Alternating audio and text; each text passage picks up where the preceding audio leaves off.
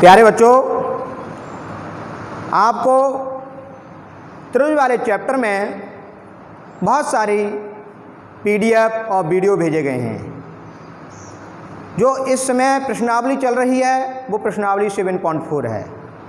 इस प्रश्नावली के 7.4 में से क्वेश्चन नंबर 2 आपके सामने लिखा गया है। क्वेश्चन नंबर 2 कह रहा है सम्मुख आकृति, ये आकृति दी है। त्रिभुज ABC की भुजाएं AB को बिंदु P तक तथा AC को बिंदु Q तक बढ़ाया है, ये प्रश्न में कहा है। और ये भी बता रहा है एंगल PBC, कौन सा एंगल PBC छोटा है एंगल QCB से, ये प्रश्न में दिया है। हमें सिद्ध करना है AC बड़ा है AB से। अब बेटे इसका सॉल्यूशन कैसे होगा, अब उसका विधि बता रहे हैं। गिवन दैट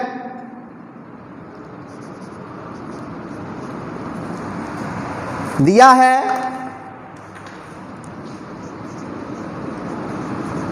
मेन चीज इसमें यह है PBC छोटा है QCB से, तो हम उसी को लेकर चलेंगे जो दिया है। दिया है angle PBC less than angle QCB, ये मेन है, ये दिया है।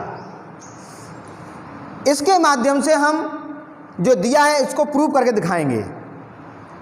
अब बेटे देखिए सिद्ध करने में क्या है, सिद्ध करना है हमको क्या सिद्ध कर लाना है, AC बड़ा है AB से, ये हमें सिद्ध करना है इस भाग को। अब इसका उपपत्ति में क्या करेंगे, उपपत्ति में देखिए बेटे आपको दिमाग घुमाना पड़ेगा। पिछली पीडीएफ और वीडियो के माध्यम से हमने बताया है, क्योंकि ये एक त्रिभुज है ABC। यदि किसी त्रिभुज की किसी भुजा को हम आगे बढ़ाते हैं तो एक बहिष्ठ कोण बनना शुरू हो जाता है। उस प्रश्न में AB को P तक बढ़ाया है, इसलिए यह बहिष्ठ कोण बन गया, ये वाला एंगल बहिष्ठ कोण बन गया। इसी तरह AC भुजा को बिंदु Q तक बढ़ाया है, तो इस प्रकार ये भी बहिष्ठ कोण बन गया। आपको बहिष्ठ कोण के बारे में बताया गया है कि त्रिभुज की किसी भुजा को आगे बढ़ाया जाता है तो जो बहिष्ठ कोण बनता है वो त्रिभुज के दूरस्थ दोनों कोणों के योग के बराबर होता है, वही इसमें प्रमेय लगेगी। आइए इसकी हल में क्या करेंगे, चूंकि एंगल PBC त्रिभुज ABC का बहिष्ठ कोण है,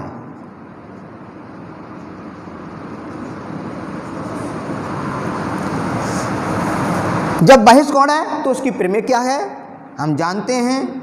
We know that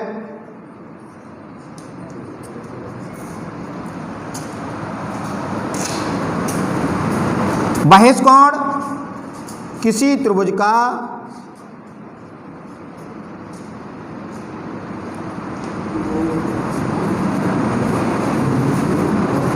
बहिष्ठ कोण त्रिभुज के दूरस्थ दोनों कोणों के योग के बराबर होता है।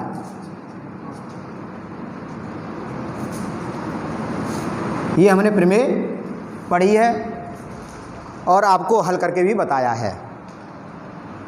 इसलिए बहिष्ठ कोण PBC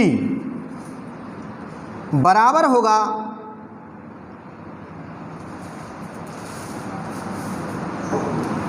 एंगल, देखो ये दूर, ये बहिष्ठ कोण है तो ये वाला एंगल नहीं लेना है हमको, ये दूरस्थ दोनों कोण है, बहिष्ठ कोण से दूर जो कोण बनना है उनको लेना है। Angle A plus angle BCA समीकरण 1।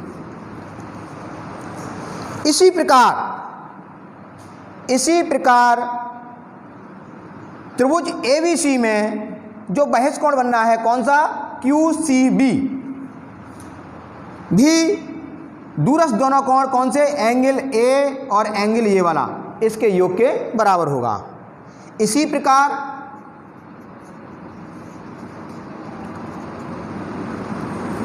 एंगल QCB बराबर होगा एंगल A प्लस एंगल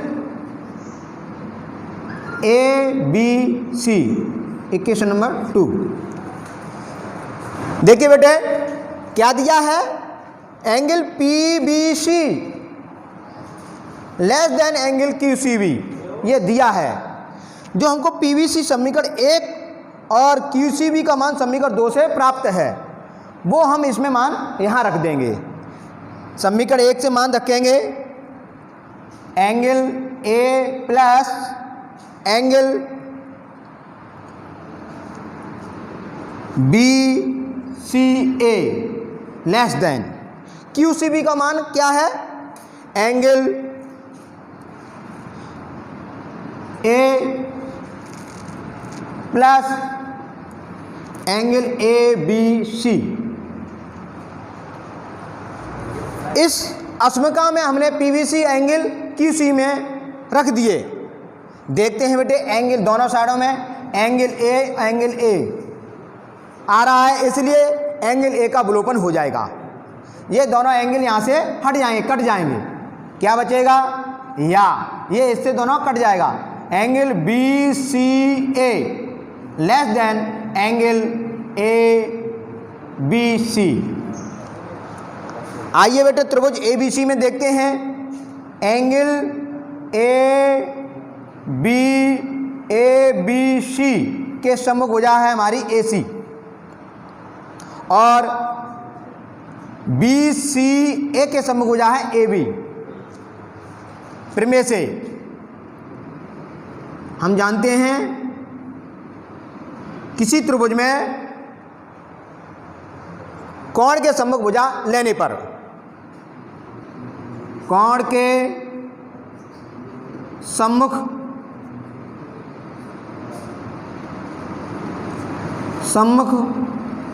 भुजा को लेने पर, ले लो बेटे, BCA के सम्मुख भुजा आ रही है AB और ABC के सम्मुख भुजा आ रही है AC। इसको इस तरह लिखेंगे AC बड़ा है AB से, यही हमको प्रूफ करना है। इस प्रकार हमने आपको क्वेश्चन नंबर 2 को हल करके बताया है। अब बेटे तीसरा क्वेश्चन है, देखिए बच्चों, अब क्वेश्चन नंबर 3 में देखते हैं। प्रश्न क्वेश्चन नंबर 3 कह रहा है सम्मुख आकृति, आपके सामने आकृति है, इस आकृति में एंगल B एंगल A से छोटा है। प्रश्न में कहा है जो एंगल B है वो एंगल A से छोटा है, ये छोटे का चिन्ह है, जिधर मुख होता है वो बड़े के लिए होता है। अब इसी प्रकार एंगल C एंगल D से छोटा है। सिद्ध करना है हमें AD जो एक सरल रेखा है वो BC से छोटी है, AD लेस देन BC, ये हमें सिद्ध करके लाना है। आइए बच्चों इसका कैसा हल होगा। हल में देखो चित्र में दिया है, गिवन दैट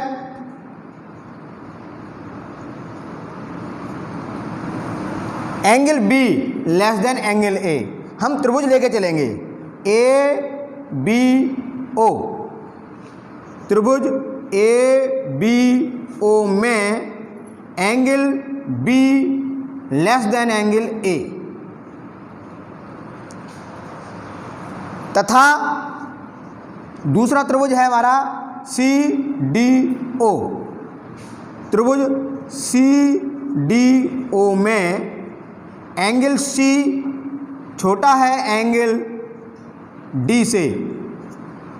ये आकृति यानी सम्मुख आकृति में दिया है। अब बेटे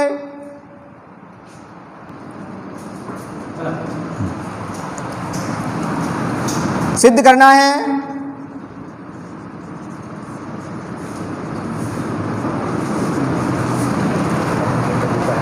क्या सिद्ध करना है?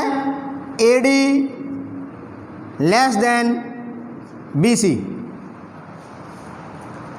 देखिए बेटे, हम त्रिभुज ABO को लेके चलेंगे। इसकी उपपत्ति में क्या करेंगे?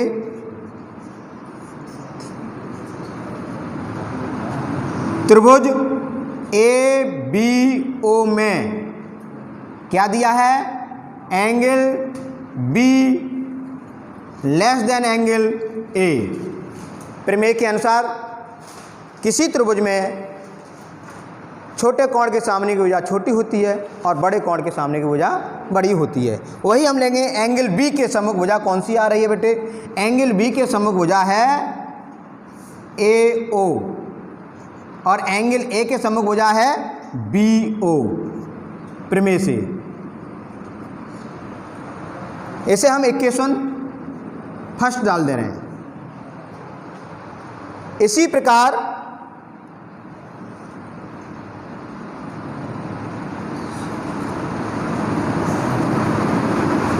त्रिभुज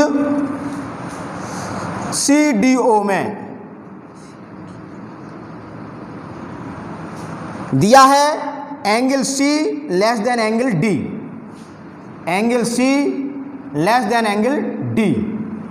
फिर प्रमेय इसमें लग गई, क्योंकि हम कोण के सम्मुख भुजा ले रहे हैं। एंगल C के सम्मुख भुजा है हमारी OD, तो OD लेस देन, ऐसी एंगल D के सम्मुख भुजा है OC। समीकरण नंबर 2। समीकरण 1 और 2 को जोड़ने पर, समीकरण 1 व 2 को जोड़ने पर, अब बेटे देखो समीकरण 1 और 2 को जोड़ेंगे। समीकरण 1 हमारे पास ये है और समीकरण 2 ये है। इन दोनों को जोड़ेंगे, LHS भाग को जोड़ेंगे। AO plus OD। अब RHS भाग को देखिए, BO प्लस OC। ये हमें समीकरण 1 और 2 जोड़ने पर प्राप्त हुआ। हम देखते हैं AO प्लस OD, यहाँ भी प्रकरण में देखेंगे AO प्लस OD अगर जोड़ने पर हमें एक भुजा प्राप्त हो जाएगी, उस भुजा का नाम होगा AD। इसी प्रकार BO और OC को जोड़ेंगे तो एक सरल रेखा हमको प्राप्त हो जाएगी, नाम हो जाएगा उसका BC। यही हमको प्रूफ करना है। प्रश्न में हमें यही प्रूफ करके दिखाना है कि AD लेस देन BC। आज के लिए इतना ही बहुत है।